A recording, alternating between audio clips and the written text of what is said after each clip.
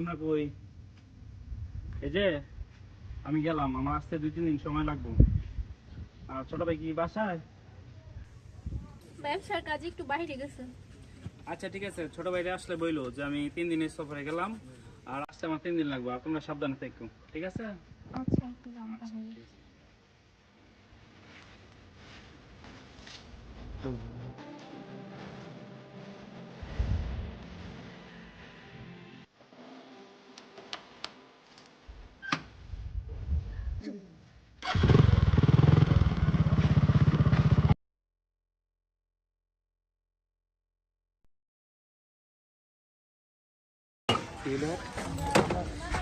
এ ভাই কি হয়েছে?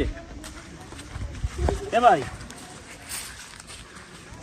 সে কি করলাম? ভালো মানুষ কি করলাম? অজান্তে একটা লোক মেরে লাইলাম। লাগবে। তুমি কই ভাইয়া? ভাইয়া ভাইয়া তুমি কেন বাইরে দেখছো? দেখছো না?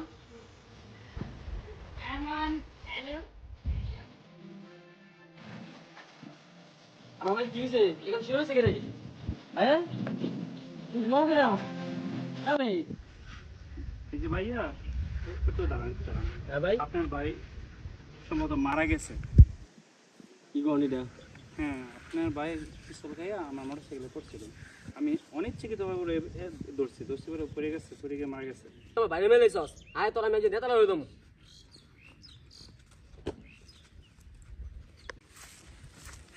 কিরে আরে কই লই যাইতাছ? আর আমার বড় ভাই মেলে আইছে কি করছে? মেলে আইছে ভাই, যা আমি ইচ্ছাকৃতভাবে মারিনি। কেমনে মারছে? তুই রাগ কথা কবি না। তুই আনো যা তুই যে রাস্তা দা ফোন করা মাইতেছি যে ঠিক আছে তুই আর লই যাবার বেলার আমি আইতাছি। হ্যাঁ জি তো বুঝতে পারবি না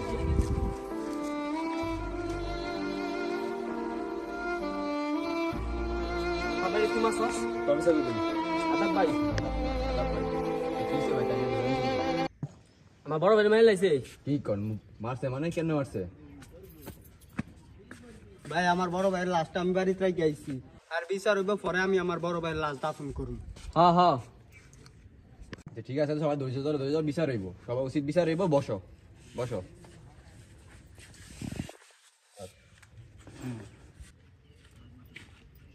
আসসালামু আলাইকুম মেয়র সাহেব, ভালো আছেন? ওয়ালাইকুম সালাম, ভালো আছেন? আপনি ভালো আছেন? আলহামদুলিল্লাহ ভালো। মজা ভাই বসেন। কোন ঘটনা একটা ঘটে গেছে। কি হয়েছে এখানে? জুয়েলের বড় ভাইরে উনি নাকি মেরে ফেলছে।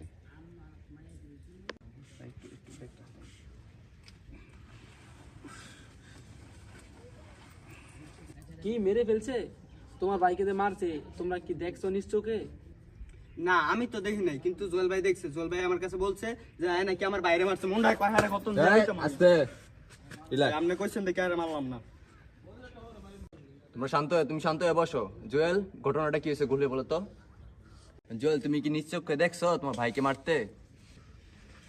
না না তা আমি নিজ চোখে দেখি নাই, এলে বলছি। ভাই ঘটনা শুনছেন? যুদ্ধ হইতাছি নিজে মাইরে আবার নিজেই নাকি বলছে যে মারছে। আর কি মোর একটা ভয় নাই। এটাই তো ভাই বুঝতে পারছি না। ভাই বিষয়টা কি, আপনি নিজেও ওই ছেলেটাকে মারছেন, আবার ছেলের ভাইয়ের কাছে আপনিই বলছেন। ঘটনাটা কি বিস্তারিত বলেন তো। মেয়র সাহেব, আমি 3 দিনের সফরে আমি ব্যবসার কাছে যেতেছিলাম।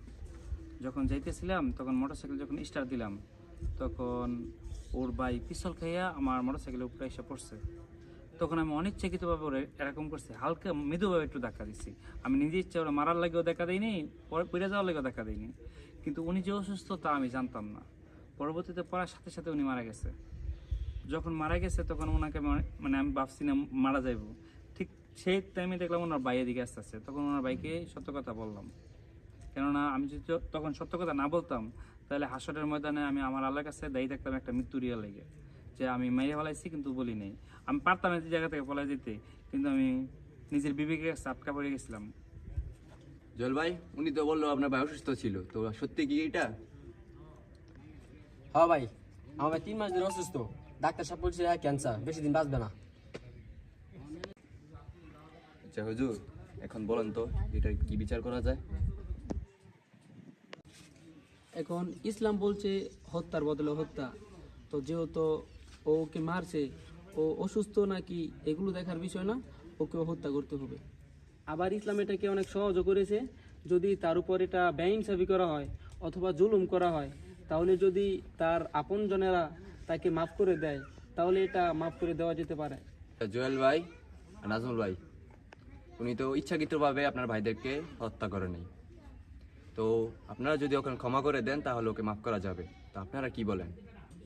না ভাই, হত্যার বদলে আমরা হত্যা চাই, এছাড়া বিচার আমরা মানব না। বসো বসো, এটার বিচার আমি করতেছি। তো এখন একটু বুঝেন, আপনজনরা আপনাকে ক্ষমা করতেছে না, তো যেহেতু ক্ষমা করতেছে না তো এটার শাস্তি দিতে হবে। তো যেহেতু আপনি হত্যা করেছেন, হত্যার বদলে হত্যা, তো আপনাকে মৃত্যুদণ্ড দেওয়া হবে। আপনার কি কোনো শেষ ইচ্ছা আছে? মেয়র সাহেব, আমি তো জানি আমার মৃত্যুদণ্ড হবে, কিন্তু মরার আগে আমি চাইতেছি আমি আমার পরিবারের সাথে একটু দেখা করব। এই জন্য আমাকে 1 সপ্তাহ সুযোগ দেওয়া হোক। তো হুজুর, তো মৃত্যুদণ্ড ব্যক্তির যদি জামিনদার নেওয়া হয় তাহলে ও ব্যক্তিকে জামিন দেওয়া হয়, তাই তো? জি।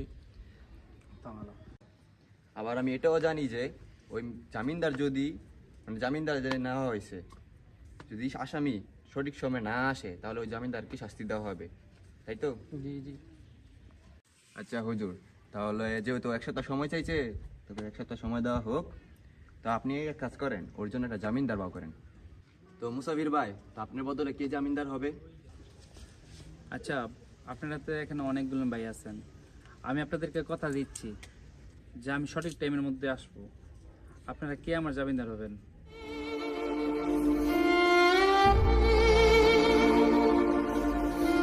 আচ্ছা ঠিক আছে, আপনারা যদি কেউ জামিনদার না হন তাহলে আমার মৃত্যুদণ্ড হবেই, আর কি করার। তো আচ্ছা ঠিক আছে, আমি শাস্তি দেওয়ার ব্যবস্থা করতেছি। আচ্ছা দাঁড়ান ভাই, একটা কথা ছিল। জি হুজুর বলুন। আমি ওনার জামিনদারি হব। হুজুর, আপনি যদি ওর জামিনদার হন, ও যদি সঠিক সময় না আসে তাই ওই শাস্তি কিন্তু আপনাকে ভোগ করতে হবে। আচ্ছা ঠিক আছে, সমস্যা নেই, আমি রাজি আছি। আচ্ছা ঠিক আছে, ওকে 1 সপ্তাহ সময় দেওয়া হলো। তো মুসাফির 1 সপ্তাহের মধ্যে যদি না আসে তখন আপনাকে শাস্তি ভোগ করতে হবে। তো সামনে জুম্মার দিন ওকে আসতে হবে, ঠিক আছে? আচ্ছা, আপনিও ওই দিন সময় মতো এসে পড়বেন, আচ্ছা জুম্মার আগে বা জুম্মার পরে। আচ্ছা ঠিক আছে। আচ্ছা ভাই, কি বোকা না মনে হয় আরেকজনের সাজা দিতেছে না নিজে। আচ্ছা মেয়র সাহেব, তাহলে আমি এখন আমার বাসায় যাই। সামনে জুম্মার দিন ইনশাল্লাহ জুম্মার নামাজের আগে আসার চেষ্টা করব। আর আমার আশাবাদী জান চলে যাব, তারপর আমি চাই না আমার সাথে আরেকজন ভোগ করুক। হুজুর, আপনাকে অসংখ্য ধন্যবাদ, আপনি আমার জামিনদার হওয়ার কারণে। এতগুলো লোকের মধ্যে কেউ আমার জামিনদার কেউ হয়নি, শুধু আপনিই হয়েছেন। তাহলে আমি এখন যাই। আসসালামু আলাইকুম।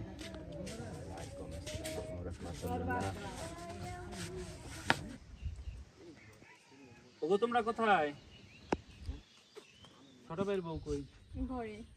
এই ছোট ভাইয়ের বউ, একটু এদিকে আসো। শোনো, তোমাকে ছোট ভাই নিয়ে আসছে এখানে 3 মাস হয়েছে, আর আমি ওকে বিয়ে করছি প্রায় 2 বছর হয়েছে।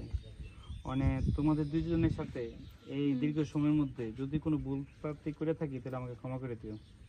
কেন, কি হয়েছে হঠাৎ এই কথা? শোনো, তোমাদের কাছ থেকে যখন বিদায় নিয়ে যাচ্ছিলাম তখন রাস্তার মধ্যে একটা দুর্ঘটনা ঘটে। এই দুর্ঘটনাবশত একটি লোক মারা যায়, আর এই মৃত্যুস্বরূপ আমাকে মৃত্যুদণ্ড দেওয়া হয়েছে। আমাকে সামনে জুম্বা পর্যন্ত সুযোগ দেওয়া হয়েছে। এই জুম্বার মধ্যে ওই জায়গায় যেতে হবে, জুম্বার পর আমার ফাঁসি কার্যকর হবে।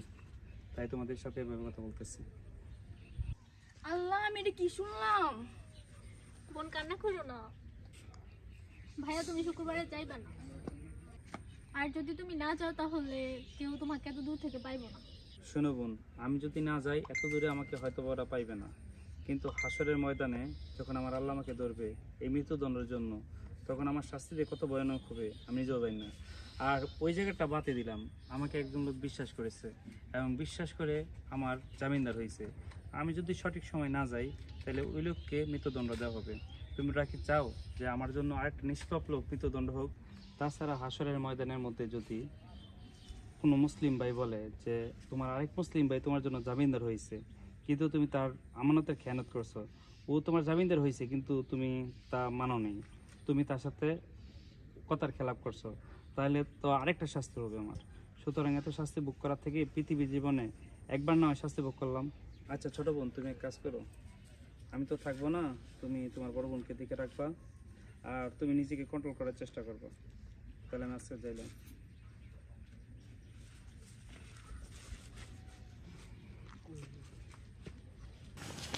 ভাই তো আজকে শুক্রবার আমাকে বাইরে যে মারলো, তো ওই মুসাফির আজকে আওয়ার কথা ছিল না? কথা ছিল জিয়া, তো নামাজ পড়ে বললাম এখনো আইলো না। তো মেমরের কাছে যাই গিয়া আলা দেই অন্য যাইছে না, হুজুর আবার জাবিনদার হয়েছে, দেই কার ফাঁসি হয়ে আজকে বিচার তো লাগবে আমগো না? হাই আয় বাইরের বিচার করবো লাগতো না?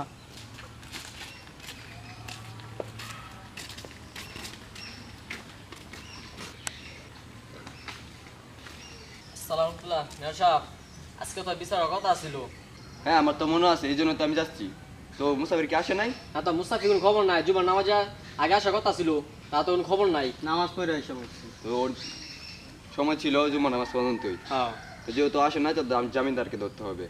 অবশ্যই, তো হুজুরকে ধরে নিয়ে আসো, কিছু করার নেই। আসি তো আসি। হ্যাঁ আচ্ছা ঠিক আছে, ঠিক আছে। আসসালামু আলাইকুম। আয় ভাই। তাড়াতাড়ি এসে বেরো। দাঁড়ানো তো সব। আসসালামু আলাইকুম। ভালো আছেন? এই তো আলহামদুলিল্লাহ। মানে আপনি যে মুসাফিরের লেগা জামিনদার হইয়া ওরা ছাড়তে দিছিলেন, তো মুসাফির আইছে না, তো আপনার আমাদের সাথে যাইতে হইব, আমি ওরা কইছি। আচ্ছা চলেন চলেন। আসেন আসেন আমাদের সাথে। শান্তি মনে 14,000 ভাই ওই দিতে আছে, মেয়র এইখানে আছে। আসসালামু আলাইকুম মেয়র সাহেব। আসো তোমরা। লয়েছি তো হুজুর রে। হুজুর যেহেতু মুসাফির আসে নাই আর আপনি জামিনদার হয়েছেন, তো ইসলাম ধর্মের যে নিয়ম, তো সেটা অনুযায়ী আপনাকে ফাঁসি দিতে হবে। যেহেতু আসে না সময় মতো, তো আপনি জামিনদার, তা আপনি কি কিছু বলতে চান? আচ্ছা ভাই, যেহেতু আমি বলছি, তো আপনার যে শাস্তি দেন এটা আমি মাথা পেতে নিব। আমরা ফাঁসি চাই। তো ঠিক আছে, ফাঁসি দেওয়া হবে। হুজুর আপনার কোনো ইচ্ছা আছে? না ভাই, আমার কোনো ইচ্ছে নেই। আচ্ছা, যেহেতু আপনার কোনো ইচ্ছে নেই তো আপনার ফাঁসি ব্যবস্থা করতেছি। তো নাইম ভাই, আপনি তো সবসময় ফাঁসি দেন, তো হুজুর ফাঁসিটা আপনিই দেবেন, ঠিক আছে? আচ্ছা ঠিক আছে। ঠিক আছে, তো আসেন ফাঁসি ব্যবস্থা।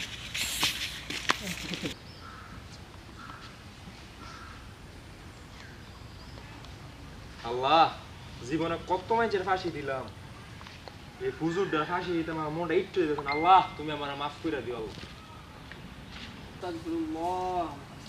এ ভাই থামেন, এ ভাই নির্দিষ্ট করে মেরেন না, থামেন থামেন। মুসাফির ভাই একটা কাজ করলেন আপনি, আমরা যদি দেরি করে আসলেন, যদি আরেকটু দেরি হতো তাও তো আমরা নির্দিষ্টকে ফাঁসি দিতাম।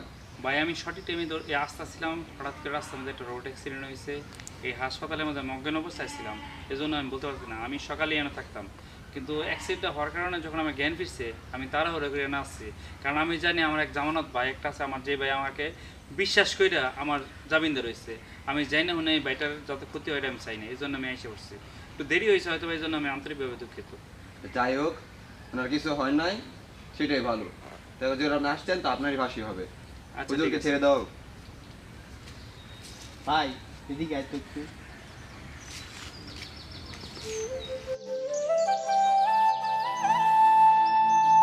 দেখ ভাই, লোকটার আমরা বাড়ি ঘর কিছুই চিনি না, লোকটা আবার নিজের বাসা তো গেছে, তারপর কত ভালো মানুষ, দেখ চলে আইছে।